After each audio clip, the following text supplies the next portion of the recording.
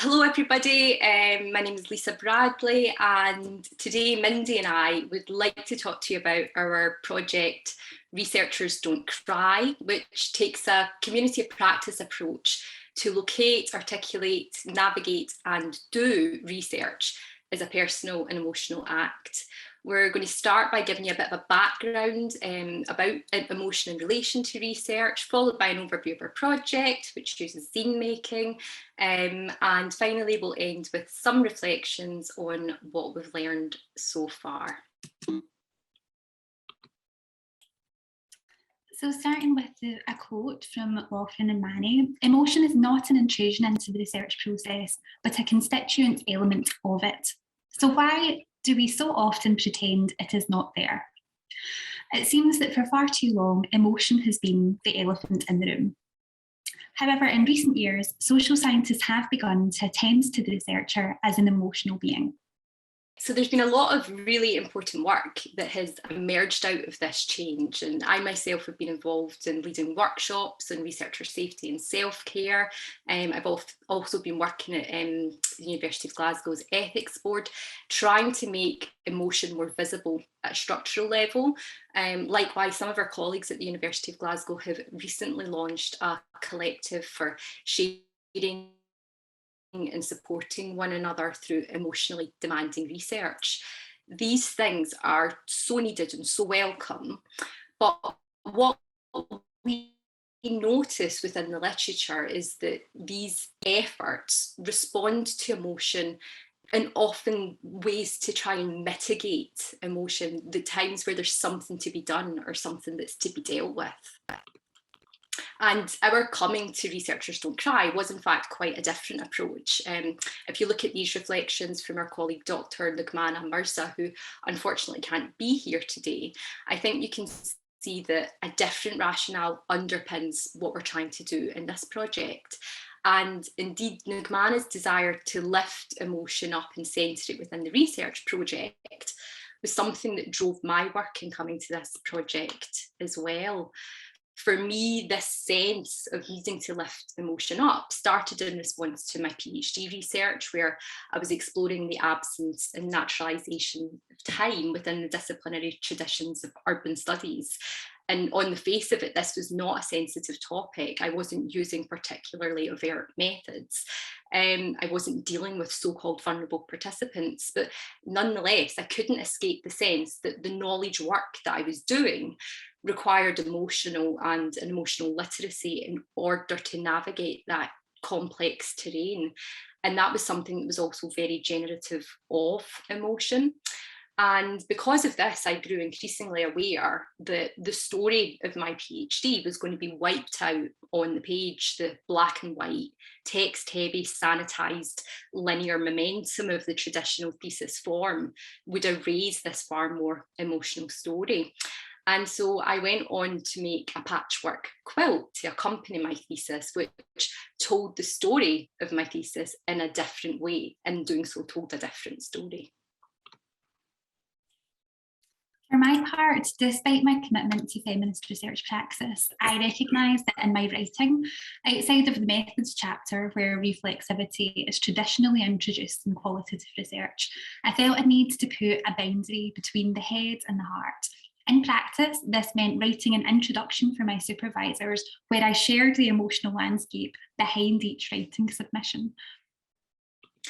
And so each of us had these moments of encountering and responding to make emotion more visible within our own work.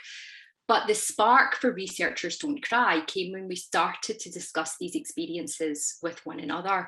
It was then that we realised not just that we weren't alone within this, but that academia, for the most part, wasn't exactly conducive to having these sorts of conversations.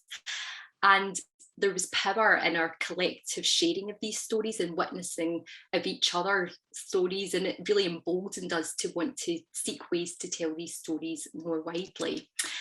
And that's what we're seeking to build upon in this project, to move beyond individualised accounts of emotions in research towards more collective understandings and manifestations. And we do this through creating a community of practice where these conversations can grow and grow beyond individual research projects.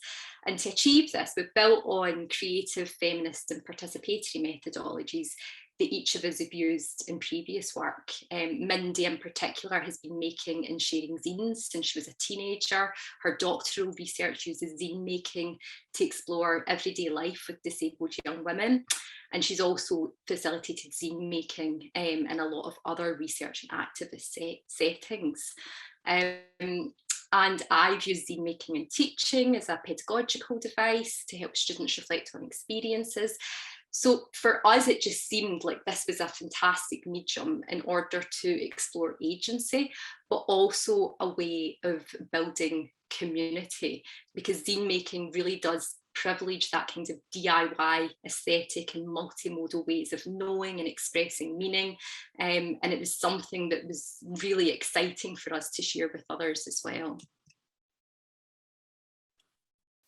To put all of this into practice and evoke meaningful engagements with participants, we've made use of Twitter, we've developed a project website where anyone can access information about the project. And care is a really important aspect of our work, and we're ensuring that self-care is integrated into the workshop design. We're now meeting with each participant individually and distributing material boxes before the workshops commence in November.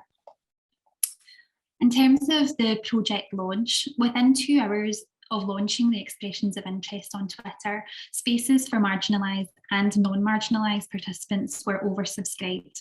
And within 24 hours, 24,000 individuals had seen the tweet. And then within 48 hours, we had almost double the expressions of interest that we had spaces to accommodate. Responding to the messages and reacting to this demand was unexpectedly overwhelming. And while we're operating a waiting list, the huge response meant that we didn't get to promote the project through all the other channels that we had planned for those not on social media. In terms of our commitment to including marginalised scholars, we demonstrated this in 2 ways. Firstly, by ring-fencing a third of spaces for marginalised ECRs, and secondly, by ensuring that our project website and all of our comms emphasise that we are keen to include marginalised scholars and meet any access needs. This approach has been successful in that 45% of expressions of interest were from marginalised ECRs, including scholars of colour, trans, disabled, queer and neurodivergent scholars and scholars who are carers. It has, however, been hard for us as a team not to be able to accommodate everyone. Potential participants express a wide range of motivations for wanting to take part.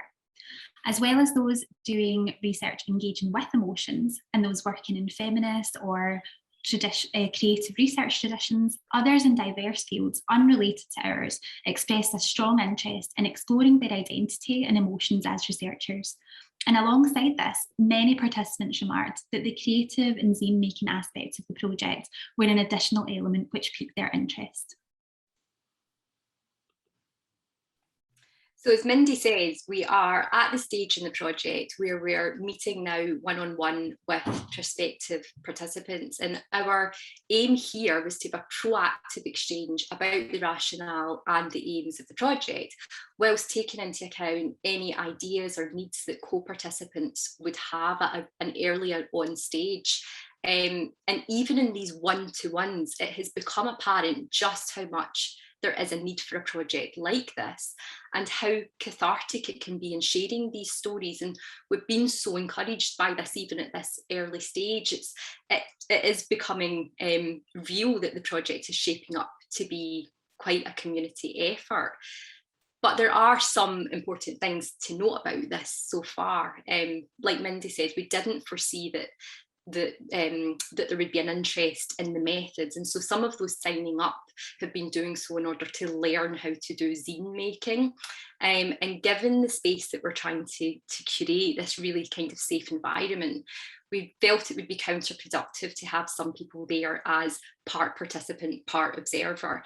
Maybe this is something that needed to be clearer from the outset, that the workshops are about using zine making rather than teaching zine making.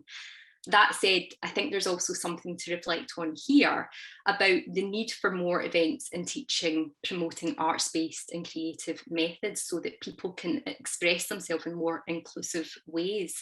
And this is something that we're going to actively explore beyond this part of the project as well. We've understood that creating this space for others might be emotionally demanding. However, this has required significantly more work than we have funding to support. We've considered that this mirrors the underpaid or unpaid, undervalued and invisibilised emotional labour carried out by women and marginalised scholars. And we're responding to this by supporting one another as a team through regular check-ins through one another and providing wellbeing support throughout the workshops for the participants, but also for ourselves. And as a team, we're also attentive and responsive to one another's different positionalities. And that really brings us to the present moment and the end of the presentation. Just to thank you for the time and to really say watch this space. We would love to bring this project back to Reds and other conferences as well when we're at a more advanced stage to tell you more.